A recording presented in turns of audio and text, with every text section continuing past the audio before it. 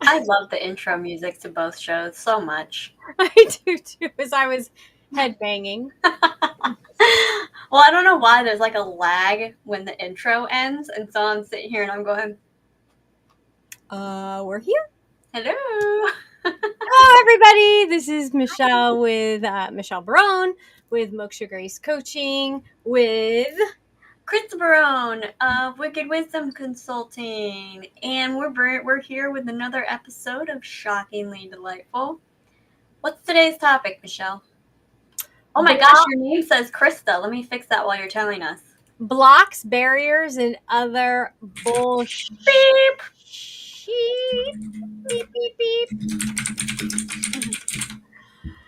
Yeah. Now you're back to being Michelle. There we go. I can, I can go by Moksha. You can call me Grace. You can call me Shay. You can call me Shell. Right on. Well, where would you like to start with today's conversation? And if you're tuning in, make sure to make a comment and let us know that you're here because we can't always see that. Yes. And join along in the conversation. But go ahead, Michelle, kick us off. Where do you want to start today? Well, we could start with the other bullshit, but we should probably kind of just talk more about what blocks and barriers are. Some people say having barriers are a bad thing. I remember actually having someone tell me, like, no, you shouldn't put up a barrier. And I was like, well, for that situation, I should. I'm going to pause for a second. I just thought of something. Yes. What if we do Yes. blocks, barriers, and other bull beep in our respective fields? So you talk about it in the like as a coach and with your clients, and I'll talk about it from an operational business standpoint, and we'll kind of see where that conversation takes us. And then I think the people that are watching and tuning in can talk about blocks and barriers and bull beep. We can probably just say bullshit. Yeah, I mean, we are adults here. Bullshit. It's even a card game, by the way. That's true. But yeah, I think that would be fun, and I think that when you're listening, definitely tune in and mention some blocks and barriers that either you're dealing with or you would like a suggestion about. Because let's face it, that's what we do. And I want you to start. But this is funny because this just happened. I had somebody on my schedule for a call, and they said I should probably wait until I actually have a computer. That is a block, a barrier, but it also could be a little bit of bullshit depending on what kind of coaching they wanted, because if they wanted emotional coaching, having a computer, we could have found a different way to talk. Interesting. Yeah. Yeah. Absolutely. Well, it's funny because this is kind of coming up a lot in my conversations this week. Ironically, I was actually literally 10 minutes ago was just on a call with somebody, a networking partner, and we were having conversations about blocks and barriers in the coaching and spiritual world, and those blocks that keep you from charging money at all, because, well, if you're spiritual, you shouldn't be charging any money. Or what's the difference between someone who raises their prices, like where's the line when it comes to making money as someone who's a coach or you're in a spiritual profession, like whether it's tarot readings, mediumship, Akashic records, something with crystals, any of those kind of modalities. And, where are those lines? And it was really nice to have that conversation because we both were coming from a really cool place and really cool perspectives. And, one of the things that I said to her was something that I notice a lot in the coaching world and with spiritual professions, is it's all about intention. It is so much about the intention and where you're coming from. Yeah. You know, her point was, well, as we grow and we get busier, we may need to raise our prices and whatever. And so how does that differentiate from someone who's, raising their prices from a more negative place? And I said, it's so much about the intention behind it. Right. In order for you to deliver your services effectively, appropriately, and to the best of your ability, you have to be mindful of yourself, for your energy, your time, your resources, all of those things. And in order to do that, you have to keep your schedule at a place that allows you to do that. And so how it typically works is, as your schedule gets busier, you raise your prices a little bit to help keep your schedule at a manageable place. That is very different than raising your prices than, I'm doing this specifically to get the latest car, to get the latest beachfront house, I want the money for me, with no respect or relevance to who you're serving. So the block and barrier of, well, I shouldn't charge anything because then, I'm doing a disservice. No, you're actually doing a service to yourself. That's a block that you have to work through. But when you're doing it from a negative place, which is, I'm doing it just to seek money for myself, I'm doing it from an egoic place to say that that I brought in this amount of money, that's a very different place that you're coming from. And that no longer is about the client. It's no longer about the work. It's no longer a pure intention of helping others. It's very much from a place of, how can I serve myself? And that is a big, big, big distinction, and something that I see all the time. Well, and what came up for me when you first started talking about this is, spirituality, and a lot of people will lump it with religion. So let's just play with that for a minute. Is church free? Not with the pressure you feel when that plate comes around. So, I mean, technically, this brought up something great. Don't let me forget. So you walk in, and I did this one time when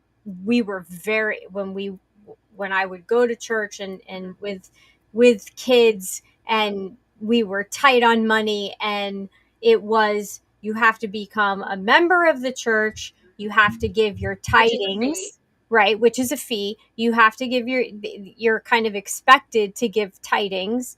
Not expected. Everyone is going to judge you and consider you a recluse, or not a recluse, an outcast if you don't. Right.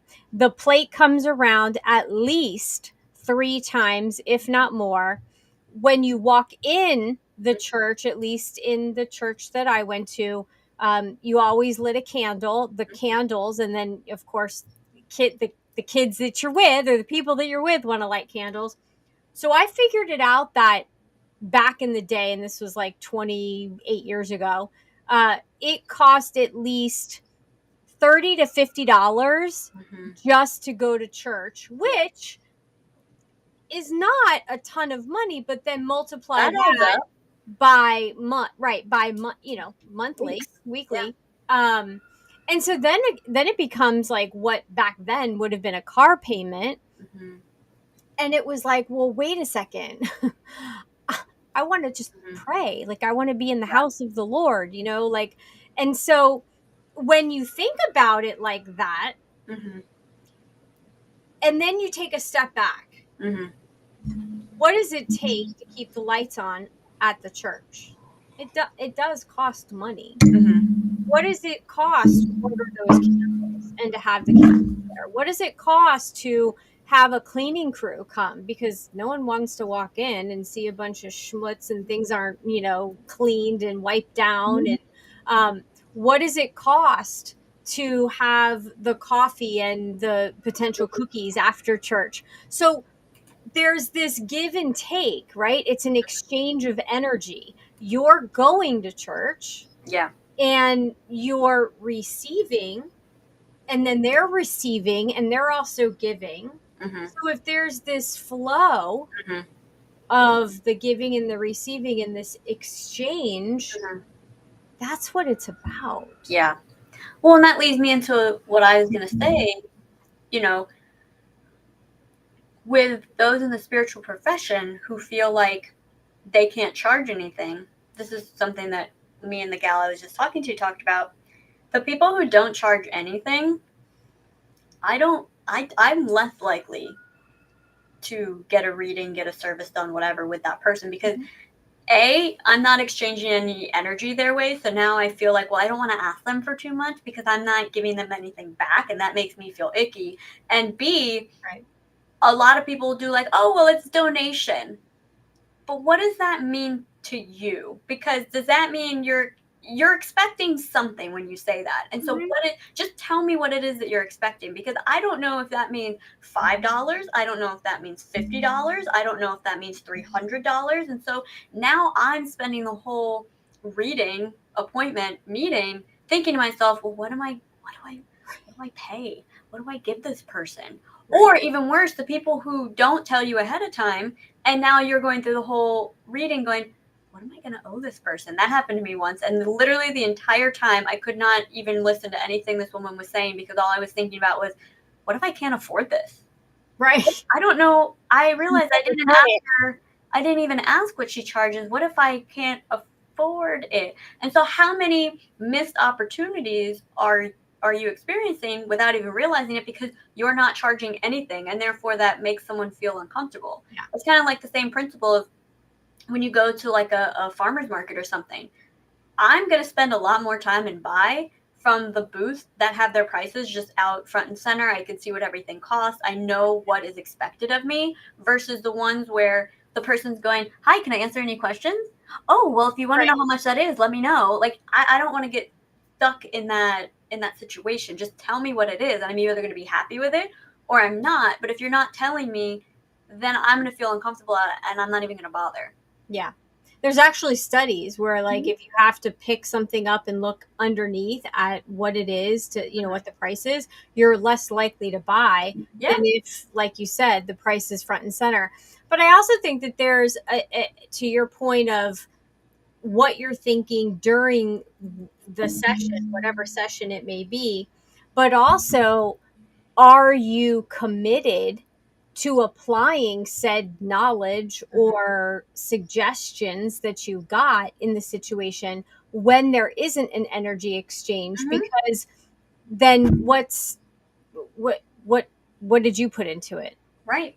Well, and that's why There's no skin in the game. That's what they say. There's no skin in the game. Yeah. I mean, that's the same principle that goes along with like you can read a book and it can be the most inspiring thing to you. You do everything it recommends, and then a month later, you're not doing it anymore because you don't have. There's no exactly like you said. There's no skin in the game anymore. You paid your $9.99 or $15.99 for the book, got its money's worth, and now it's not sticking anymore because you move on. You read another book. Right. Exactly. And that and so not only are you blocking and creating a barrier from you doing what you love, right? People. And potentially your purpose here in the world, but you're also blocking and putting up a barricade between you and someone else getting what they need from you if they're drawn to you. Absolutely. And it's so ironic, isn't it, that it's you think you're coming from this place of, well, I'm not going to charge anything because really it's because you feel bad or you feel guilty or you feel like you shouldn't. Otherwise, you or you're not worthy. Right. But let's just say you're coming from a place of I want to be able to help everyone. I don't want anyone to feel like they can't get my services. Well, you're unintentionally setting them up to not get your services. Energetically, you're pushing people away who otherwise would be eager to use your services. And you're also not helping them step into their power to get resourceful to make things happen. Correct. Great example of this is, and I go back to my husband telling me this story. He's told all of us where, you get off the expressway and there's always, the homeless people that are standing there with a sign, looking for work, haven't eaten in 3 days. And God bless my husband will roll down the window and he has water and he used to carry around like apples or, fruit with him. And he'd say, jump in. I need somebody to work for the day. Like, here's water, here's some fruit, jump in, I'll pay you. for the day. He doesn't do that anymore because it's a little risky, but Right. Yeah. But the point is that they didn't want any of that. Mm-hmm. And so they didn't want to step into their power. They just wanted a handout, or just wanted, they didn't want necessarily the help that was being given. Yeah. And, right. Good. No, go ahead. Go ahead. I was going to say that goes right along with the people, if you're offering a service for any price and someone is commenting that, oh, that's so expensive, or even a product or something that you make, oh, that's so expensive to you. All you're doing with that comment is reiterating that you cannot afford it due to your circumstances. Right. For example, I used to spend a lot of money on different readings and spiritual services and coffee mugs. The amount of money I've spent on coffee mugs, oh my God. And I pulled back a little bit over the years, given the economy and wanting to prioritize some other things. And one of the mug creators that I follow the other day, a bunch of her comments were, oh my God, that is way overpriced. Oh my gosh, that's so expensive, blah, blah, blah. No, it's not. It is about what your priorities are. It's about what you're willing to spend on something. That is your own journey. That is your own preference. But that is somebody's time, that's somebody's energy that they put into that. Mm-hmm. But to feel the need to say, oh, wow, that's so expensive to you, right, not to everybody else. I would happily pay that. Even if I didn't have the money, I would look at something and go, wow, that's a steal for that quality and that workmanship. And I mean, wow, I still do that. Right. Because it's about respecting what people are offering. And if you can't afford it, no problem. And if someone's making you feel bad about that, that's a whole other conversation. But we're just talking about people that are just living their best life offering services. Yeah. You don't need to compound the issue and reinforce to not only yourself, but the entire internet that I can't afford that. Well, and that's a great block barrier and bullshit. Absolutely. In coaching,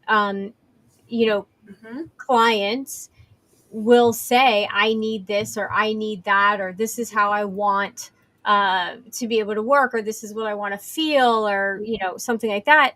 And yet they're not willing to invest in themselves. Mm-hmm. And what is the ROI? Mm-hmm. If you're going to pay $5 for something and expect like a certification, and that you're going to learn a lot, versus investing in someone who's actually taken the time to learn, or whatever the situation is, it's also, you get what you pay for. And that's huge. Yeah. Don't go to the dollar store and expect to buy some china that is going to last in your, and you're going to leave it as a legacy to your grandchildren. That's not going to happen. Right. But if you're using it for a party, then it's perfect. Yeah. Yeah. It's interesting that the first thing that came up for blocks and barriers and other bullshit is money blocks. And I think that's because it's so prevalent, especially right now, given our economy and what's happening in the world. Is there is so much money fear that's happening right now with everybody. Yeah. I mean, even if you are rolling in it, there's some level of money fear that's happening. Yeah. Renee said tithing is a Old Testament requirement. Instead, we Christians are called to give freely from the heart, not under any pressure. Yes. Technically, yes, you absolutely are. But my question is, does that actually translate to the entire congregation appropriately? Because yes, absolutely. That is 100% what it is supposed to be. And I am so happy and thrilled for you if your congregation really truly holds to that, because the one that we've been to, there's some energy there that you can sense if for those that don't put anything in the plate. But I am so excited for you if that's your experience, because that's fantastic, and that must mean that your congregation's really doing the work. Right. And I remember even going and saying, like, I'll volunteer time. Like, for me, time, that's an energy exchange. Like, Mhm. I'm happy to volunteer. I'm happy to, work, volunteer in the office, or, and they were like, yeah, no, that's not good enough to get your kids christened here. And I was just like, what where am I? Like, what is this? And that was the first time, that was probably the first time that I walked away and just said, yeah, Yeah. I'm not Well, going to attempt to and do let's dive into that. So that tells me that the intention that. Hmm. was not from a pure place. Right. The intention was, I just want to make money. Not there's a lack of intention of helping people and being there for people, Right. because trades are valuable exchanges. Absolutely. So that says a lot about the intention behind the individuals and the place of business, let's be honest. Yeah. And I think a lot of businesses and, operations, I think that is a great way that if you are starting a business and you can't necessarily afford Mm-hmm. someone to set up a website or help you with, integrating things, if there's some kind of an exchange that can take Mm-hmm. place for the beginning stage until Yeah, you can, you're up and running, I think that makes a lot of sense. Um, absolutely. just like I've seen other coaches hire their clients that have Mm-hmm. what they need, have the Yeah, experience that they need to help them with their business. And then in exchange, they get coaching. yeah. And, those are energy exchanges that make sense. Mm-hmm. That's bartering. I Yeah, mean, that's old fashioned bartering. yeah. I've got some eggs and I need a glass of milk or a and cup of milk. I need some milk. Yeah, Can we barter here? Can we, right. and I hate to tell you people, but it's that kind of mentality is coming back strong. So you better Good. start thinking about what you have to offer to people. And, I'm not talking about bad things or X-rated things, but what you have to offer to people. I know, leave it to me to go that way. That you can exchange. Like I used to volunteer with the PTA, and how long did I do that? Years. And Mhm. I was president for probably 5 of those years. Mhm. I put in thousands of hours for that school year. Mhm. And I remember being really, really proud of myself with my list, because I used to keep the list of all the hours. And I was so proud of myself. I was like, yes, I hit however many hours. And I remember saying to your father, like, cool. And I remember him looking at me and go, now multiply that by minimum wage. Oh, I think you've mentioned this on the show before, either this or Moment of Presence. And I was like, holy moly. Mhm. Yep. I did that.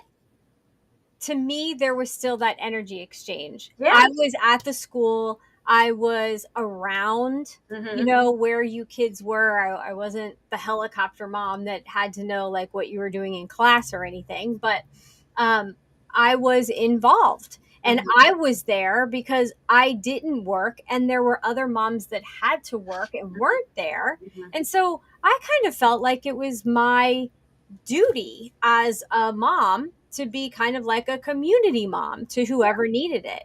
Um, and I got to do that at that Yeah. time because I was a stay-at-home mom, and I thought it was pretty darn cool. Yeah. Absolutely. I want to definitely talk about things that aren't related to money too, because this isn't just Yes. money blocks and barriers. So what are some other blocks and barriers and other bullshit that you see with in the coaching world in terms of your clients? Yeah, I've done that. Huh? Yep. Yep, I've done Oh, that. oh. I was like, wait, what do you mean? Yep, I tried that. I did that. Yeah, I tried that. It didn't work for me. So I'm Mm-mm. hearing a lack of coachability through defense mechanisms, through blocks against trying things. Right. And it's also, sometimes it's about being surface level and not being willing being scared and fearful of diving deeper. Yeah. So I think that's also a block because, oh, I don't want to talk about that. I mean, Mhm. that's just rehashing. And Yeah. it's like coaching isn't about rehashing. Mhm. Coaching we may look at things that have happened in the past just to see what the lessons were there, the information we could gather, Yeah. shift a perspective, but we're not going to dive into, let's put you emotionally there and no, that's not what coaching is. Coaching is Yeah. about moving forward. Yeah. And Well, and I think I have a good example of this. Years ago, we were talking about something, and you were sharing a story from your life, and I had said to you, and this was way before. I mean, this is I think before even your corporate career in healthcare, and you had said to me like, "Oh no, I'm plenty over it by now. No, I don't need to go back in," because I think I was probably maybe I was going through I was in therapy at the time, and I probably was like, you should talk to a therapist about that because I bet that would be really helpful. And you're like, no, I'm good. I'm totally fine. Like it's way from the past. I don't need to go into it. And then it came up in your life and you had to reprocess it again. And it wasn't until many years later, but it was like you finally were at the point where you were, I guess, ready to would be the word. But there's always more layers to things. And by us refusing to look at them, that in and of itself is kind of a block and barrier.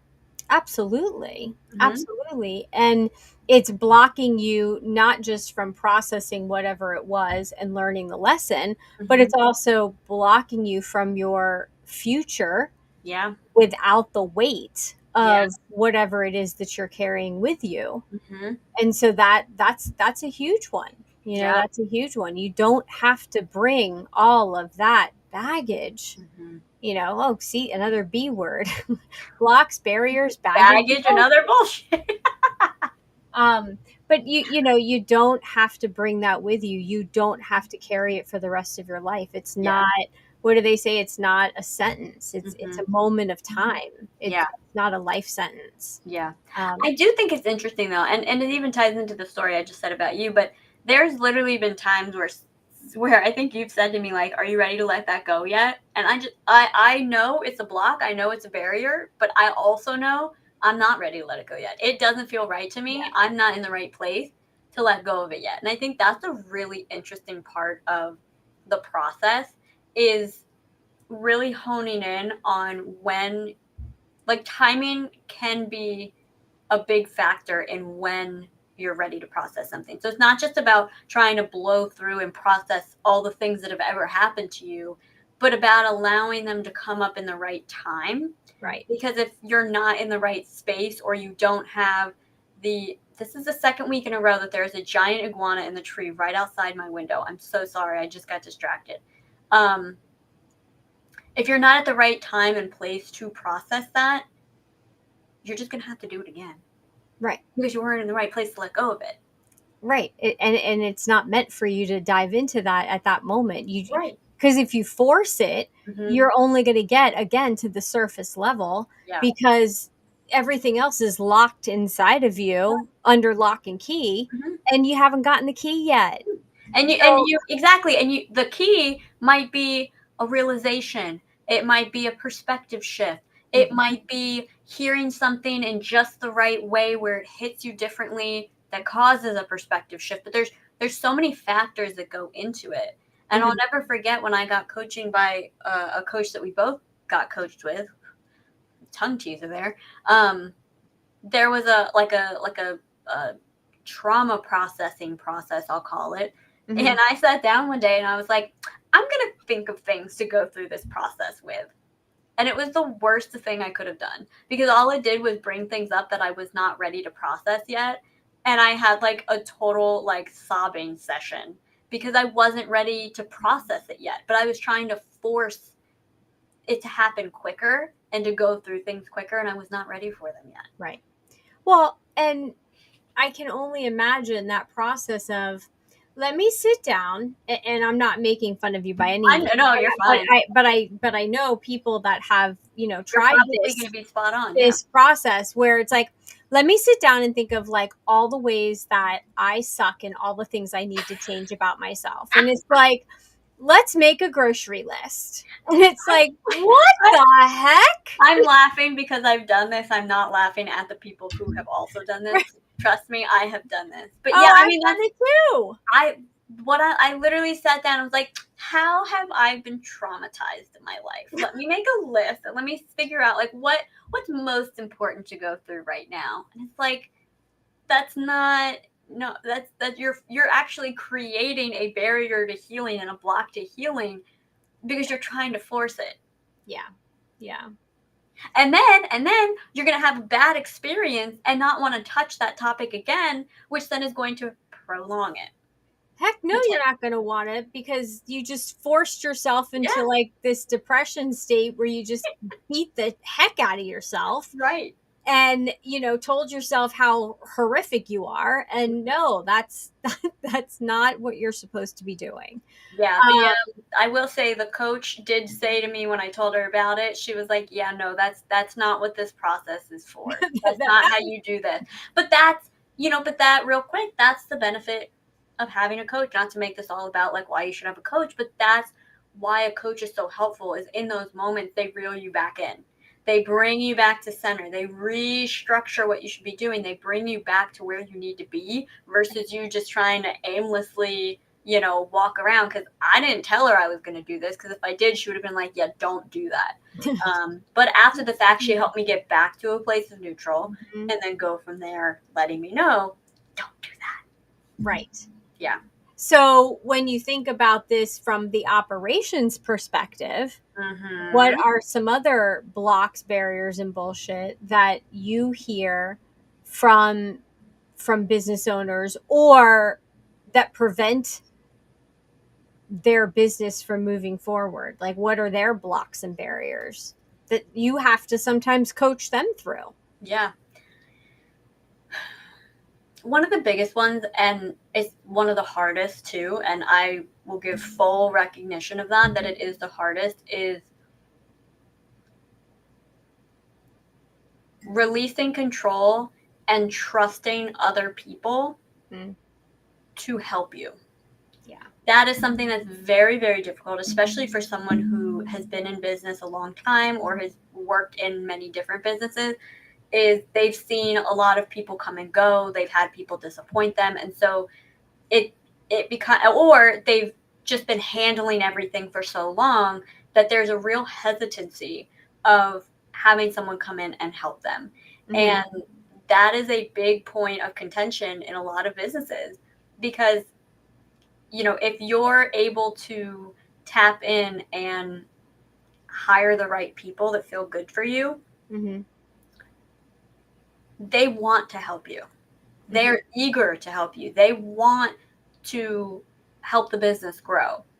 But if the business owner is holding everything close to their chest or they're so resistant, something I've seen before is quite a few times is business owners can't know everything. I'll just set that right there.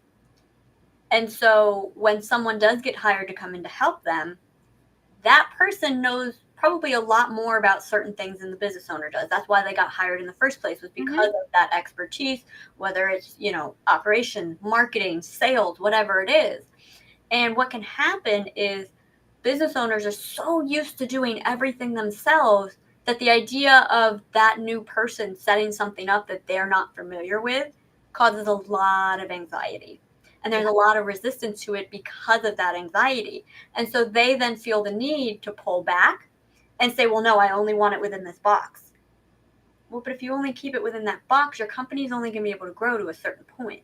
Yeah. And so it's really working through that anxiety and those past experiences of being burned to be able to trust someone to help you and take on things from you. Because as a business owner, you're in the top dog position. You deserve to have the most time off of anybody. But a lot of business owners can't do that because that anxiety just absolutely takes over. Yeah. Yeah. Real quick, Tia, good for you. I'm glad that you're starting something. Nice. And yes, starting something and being a business owner, you do feel alone. And so I strongly suggest that you get in with some networking groups, and definitely reach out to Krista and I, because we have a networking group, a couple Yeah. networking places that we go, that you don't feel Fantastic. alone at all. And it's it's fantastic. Yeah. But going back to what you were saying, Krista, a good experience that I can give as an example is watching you come in Mm-hmm. and helping the business owner Mm-hmm. change a CRM, which is a huge undertaking, because Yeah. all of the information from all of the prior clients had Mhm. to be transferred into this new CRM, Mhm. which is very scary because, oh my gosh, what if something doesn't get transferred right? Right. What if the information goes into the wrong area, the wrong field? What if there's information that's lost? Like, that's scary. And I remember thinking to myself, how cool that this person just basically said, do Said it. run away. Yeah. Here Take you it go. away. Do it. Just tell me when it's done. Almost like, I'm going to close my eyes and just tell me when Yeah. it's done, and I can open my eyes and be surprised. And it went smoother than expected, Yeah. faster than Mhm. expected. And yet, and being part of that business, Mhm. we also were up and running Mhm. in the new CRM, Mhm. trained flawlessly, Yeah. and she didn't have to miss a beat Yeah. on her end of what she Mhm. was focused on, which was Yeah. coaching. Absolutely. And while, yes, that's a huge testament to the work that I did, it's also a huge testament to that business owner's ability to let go Yes. and to trust somebody else to do the work. Mm-hmm. And that is what made it so successful, Right.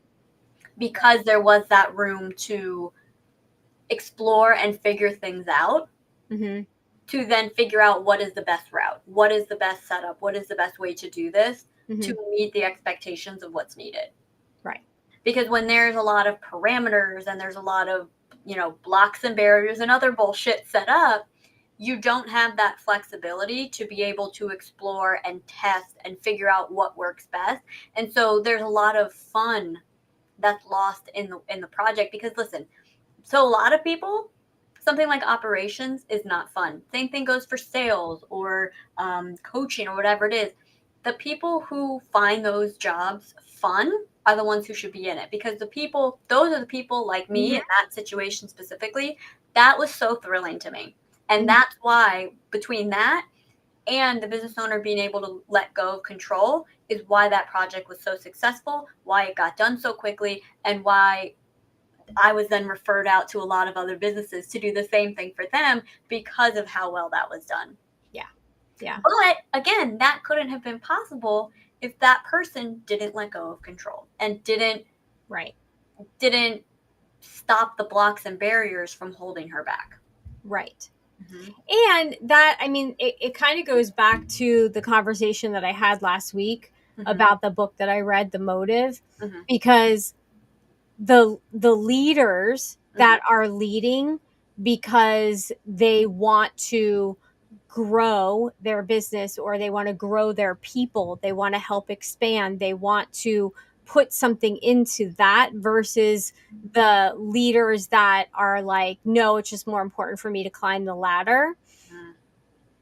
The leader that you were dealing with at that time was very much about expansion and growth, not just of her people, of her clients, but of her business. Yeah. And she was able to take that step back, take her ego out of it, Mm-hmm. and say, okay, I don't know how to do this. Right. I'm not going to try to pretend that I know how to do this. Yeah. I trust the person that I'm going to bring in to Mm-hmm. do this and do Right. it well. Right. And then was open enough Mm-hmm. to allow you to get to know not just the leader, but the entire business, the scope, the vision for the future, Yeah. so you could set it up for success. It was so cool to be on the inside, but on the outside of that, to Yeah. watch that, because that's what leadership Mhm.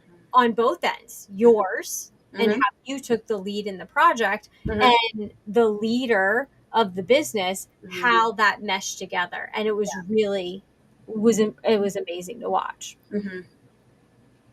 Yeah, Um, and again, it was fun to work on because there was that flexibility, and I think that's really, it's so incredibly applicable and universal to any role. The people who are supposed to be in that role shouldn't need micromanaging. right. They shouldn't need to be hovered. They shouldn't need to have blocks and barriers put up, because those, if that's needed, those aren't the right people for the role. Right. The people that are right for the role are going to be excited to do that job. Yeah. It's like the concept of, like, if we gave everyone in the world $1 million, no one would work. I don't believe that. Right. I don't believe Because that at what all. would you do? What would you do? People want to be useful. People want to be useful. People want to be helpful. They want to make a difference. They want to make an impact. They want to do all these things. And the people who don't feel that way about the job that they're in or the work that they do, that tells me that they're not in the right role. Mm-hmm. That tells me that they're not in the right line of work or the right field or demographic or whatever it is. It's more about them than the role.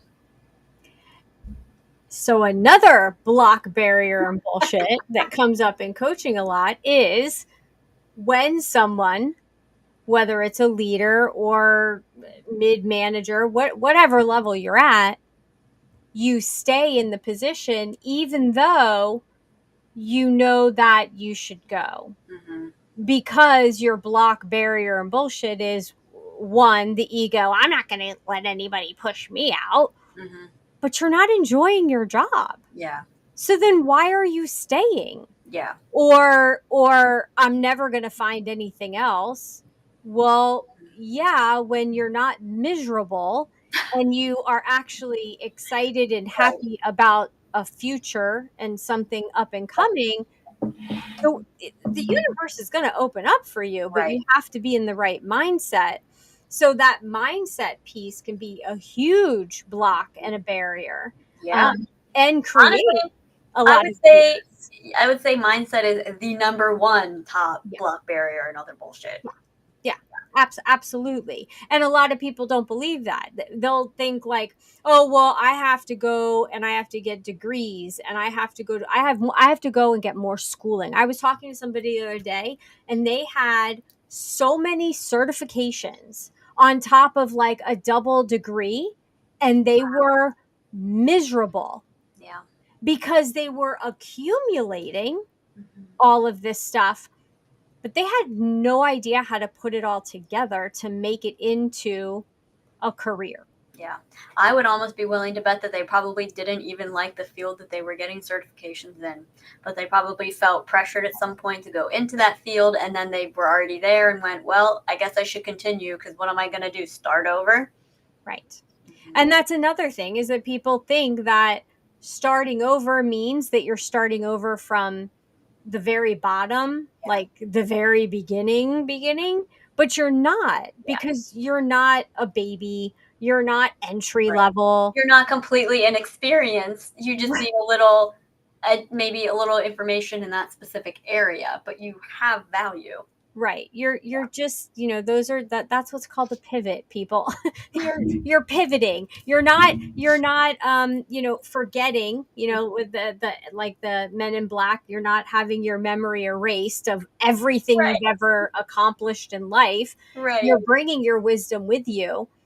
Do you need a little extra to get into that new role or that new area where you want to go? Great. Let's Mhm. figure out what that is, and then let's get you there. Yeah. But the thought that I have to stay in this role because I've been doing it for 20 years. Mhm. Yeah, well, how much longer do you have till you retire? Yeah. Oh, it's like 15. Do you want to be miserable for 15?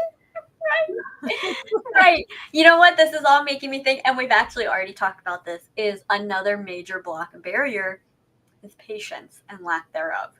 Yes. Whether it's coaching in the sense of trying to rush through healing things, Mhm. or in the business world, something that's really big right now, I'm hearing from everybody, Well, but how do I get people to see my content on social media? How do I get more clients? How do I bring people in? That's a process. Well, how do I do it? Like, I want more clients right now in the next 5 days. Doesn't really work that way. Like, there's a process, there's time. You have to be, there's a certain level of patience that you have to have. It just, the purchasing style of people has changed so much in the last 5 to 6 years. The process is so much more drawn out. It's so much longer. And so you have all of these people that they saw businesses get started 5, 6 years ago, and they think, well, I'm just going to jump in and do the exact same thing. But it doesn't work that way anymore. So there's brand new challenges that the people who are already established did not have to deal with. And so it's creating this really interesting dilemma for a lot of small businesses of, well, I need people to see my stuff right now because I need to make my money back right now. And so it doesn't work that way. Unfortunately, it really doesn't. So there's a big patience level that's needed. And not just patience, but what did we just say is the cornerstone to everything? Mindset. If you're constantly thinking, nobody's coming, I'm a loser, oh, woe is me. What's wrong with me that no one's What's wrong with me? Right. Then you're right. Yeah. You're right. Because that's what your mind is telling you, and what your mind tells you must be right. And that's the kind of energy you're going to put out. And then who's going to want to work with you? Right. You're a loser. Like, you're walking around with a big L on your forehead. Are you about to quote Smash Mouth? With the shape of an L on her forehead. You gotta take the L off your forehead. Yeah. And you have to, you're lovely. Isn't that so ironic? We're the ones that slap the L on our forehead, which makes everything worse after that. We self-inflict our own wounds, and we self-inflict our own pain. Yeah. And then we keep ourselves there. Yeah. Because it's comfortable and we're used to it. Right. We try to get up, and then we push ourselves right back in, and it's like, what the heck? Yeah. And that's why it's so important that even when you are trying to help somebody else, that you don't dive into. Let me guess. Quicksand? The quicksand. I was going to say they're bullshit, but quicksand. You want to be able to be with them in that moment, but don't absorb it. Don't trauma bond to them. Don't dive in and get into a bitch and stitch session either, because now you're getting into that negative energy. Yeah. Stay positive. It doesn't mean you have to be like that toxic positivity, like everything's fine, oh my gosh, but you can sit with a person and still maintain your sovereignty as far as your energy. And just be there with them. Yeah. If they ask you, or you can ask, are you open to hearing some feedback? But if they say no, shut up. Like, shut up. Yeah. Because your way may not be their way.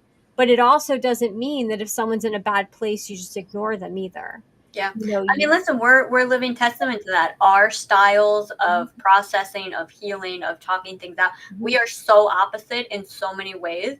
And so we've had to learn, how can we best support the other person? Right. And so for you, that's talking things out. For me, talking things out and some coaching. And for me, it's more of, I just need you to listen and I'll process it. And then I'll come back when I need your help. Right. And so it's very different styles. And originally we were trying to operate from our own style, which did not work. And so it's really learning the people that you care about, about learning what they need. Right. And sometimes you can just ask. Yeah. What do you need? Right. What do you need right now? Do you want, or even what kind of response are you looking for? Do you want coaching? Do you want empathy? Do you want feedback? Do you want my opinion? What are you looking for in this moment? What would serve you best right now? Yeah. And believe it or not, you know the answer. So if you're listening and going, I don't want someone to ask that, I want them to just know. Trust me, you would much rather ask and get what you're looking for, because you specifically are wanting something. Yeah, you are. And it's okay Mm-hmm. to ask for what you need. And that's Absolutely. another block and barrier and bullshit, because Oh, we don't ask for what we need. yep. And we have to. And not only do we have to, but this goes back to the very beginning of the exchange of energy. When we're vulnerable and Mhm. we ask for what we need, we're now allowing someone else Yep. to give to us. Yep. And that was a huge lesson that I've learned over the past, I would say, year and a half, Hmm. is being vulnerable and allowing, because I was like, oh, I've got to be that like strong person for everybody. Yeah. And it was like, but I'm not letting anyone in. Mhm. And I didn't Oh, realize, and I didn't realize that. I thought I was just being strong for everybody and, that peppy cheerleader for everybody. And oh, you mean I'm supposed to like let you know that sometimes I need a little peppy cheerleader, or you know, I need to be, some days I'm Tigger, mhm. sometimes I'm Pooh Bear, sometimes I'm Eeyore. And Yeah. sometimes I need someone to just sit with me as Piglet and Yeah. let me be Eeyore.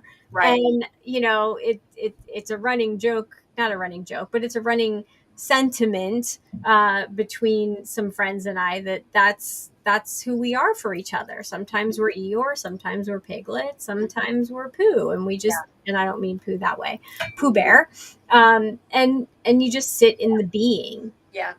And I find too, because I having the personality and mindset and whatever that I do, I can have pretty heavy internal dialogue, and I'll lean on people. I've learned to lean on a few people a lot that I know and feel I can trust. And one thing that I've learned to do, so for those of you listening that you may feel like you also tend to have a lot of heavy energy, you tend to have a lot of, we'll call it, maybe crises that you're constantly putting on people and it makes you feel a little bit bad. One of the things that I've done, and I don't do it all the time, I do it when I feel particularly called to do it, is before I vent to someone or talk to them about what's going on or whatever, I'll ask them, do you have space for this right now? Mm, And what that does is it takes the pressure off me to have to worry if I'm putting too much on them, because everyone has their moments. And I've had friends of mine say, honestly, right now, I really don't. If we can talk tomorrow or, whatever, but right this second, I really don't have the space for it. No problem. yeah, No problem at all. And honestly, that in a way makes me feel better in those moments a little bit, yeah. because there's an element of, A, I'm not the only one going through it, but it also is like, all right, suck it up, buttercup. We'll make it get to tomorrow and then we'll have the conversation. And guess what? By the time we go to have that conversation, it's not even an issue anymore. Right. And That's so a that's a great, yeah, that's a there's great something suggestion. really powerful in it. Hmm. Again, I don't do it all the time, but when I feel called to, it's usually, in my opinion, it's for a reason. And when Yeah. I do, that typically is what happens. And I think those that work, that are listening, that work in offices, let's say, there's a lot of bitching that goes on around the water cooler, Yeah. and sometimes there's just times where the other person just can't take it. Hmm. Like I remember one instance, somebody came in and they were having a really bad day and sat down and like wanted to unload everything. Well, I was already having a not great Yeah. day. Yeah. And so it was so overwhelming. Mhm. And I wasn't helpful. I Yeah. couldn't be. Yeah.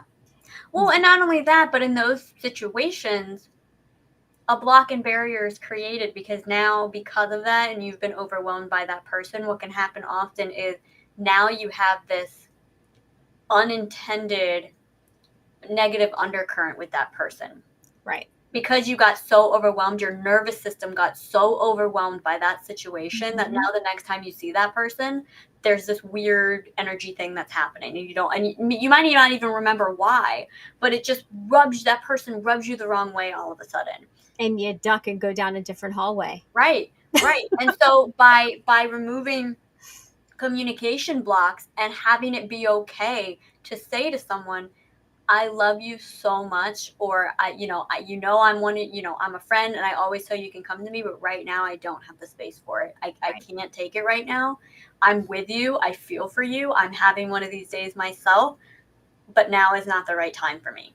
Mm-hmm. That can save so much headache and heartache and nervous system upheaval. It is unbelievable how that simple couple of sentences can change everything. Yeah. And you know what that visually that made me think of Mm. Grey's Anatomy with Meredith and oh gosh, what was her name? The best friend. You're my person. And they would do the I seven. know her as Sandra Oh, but Yeah, Christina. Christina, and they would do a dance off. Like, Mhm. I don't even want to talk. Let's Mhm. just put on some really good music and like just hop Yeah. around or Yeah. something. Like, just we just need to let go of this energy. And it's very similar, strangely enough, as a dog when they come in and they shake off. They're Mhm. shaking off the energy that they 100%. just absorbed. And Yeah. so sometimes, like, if you don't have the space and the person really needs you, like, go, you know what, let's just literally listen to some music and just like, yeah, dance it out, Do it and by let's, yourself. yeah, let's see where we're at afterwards. Mhm. Yeah, this is good. This has been a really, really good It has. conversation. It's um, actually so funny because I was looking at the time going, the day that because we, full transparency, right before we went live, I went, wait, what are we even talking about today? I don't even, so we still it's hilarious to got me. going. Yeah. The day that we had the least planned is this is like one of the longest episodes we've done. So that's Yeah, hysterical. yeah. And Tia and Teresa and Renee, thank you guys for putting in the chat that you were here. I hope that the rest of you, whether you watched it live or you're watching it after the fact, please continue to comment, because we do watch the comments, Mhm. and we want to hear what you have to say. But we always are here for our viewers, the people that reach out to us. There's been times where I've gotten on, into a conversation with someone after the fact of the conversation that we've had, because they needed it continued or needed to go deeper. So, you know, that's what we're here for. That's why we do these, is to bring up things that aren't necessarily talked about, and doing it in a shockingly delightful way. Exactly. And because I don't know if you're going to bring it up, I'm going to go ahead and plug, as the kids say, your community that you launched a couple weeks ago. Yes. The Odonata community is incredible and amazing. You're offering group coaching Yep. every week for a price that's stupid, but it's It's very my way of giving back, yeah, and is it's what it is. exactly, and it's offering group coaching, monthly exercises, activities, whatever you want to call them, a private Mhm. community online, for women who are going through life transitions, which looks like anything from, you're getting married, you're getting divorced, you're having kids, your kids are leaving, you're becoming a caregiver for a parent or a relative, there's a death in the family, which unfortunately there's a A lot of that lot of right death. now. We won't go into anything about why. Um, any sort of transition, maybe a career transition, maybe you're moving up the ladder, maybe you lost your job, you got a new job. All of those things come with new challenges that you Mhm. may need a little bit of help with. And what I love the most about this community and what you're doing is you're bringing fun back into it, because Mhm. so much of mindset work and trauma work and shadow and light work and all of Heavy. it has become so heavy, and it's become, oh, this huge process and difficult process and hard thing to do, and it doesn't have to be. And so I Right. love that your focus here is about bringing fun into it, because it makes the process easier. It just does. Yeah. And so Well, I that's nice. had to talk about this because I just love what you're doing. Yes. So if anyone is interested in this, go to mokshagrace.com/community. You'll be able to see, everything that's included. People can sign up for a month, try Mhm. it out, or sign Yeah. up monthly on a recurring basis. You can sign up for a year, um, whatever works for you. And that's the other part of it I love. But Yeah. um, And yeah, Tia, moving to Colorado and starting a business, that would be under the the scope of a major life transition. So Yeah. definitely, yeah, get in contact with me. Yeah. And Krista, Hmm. how do you help people, and how can people find you to get that help that they need? Yeah, so you guys can find me at wickedwisdomconsulting.com.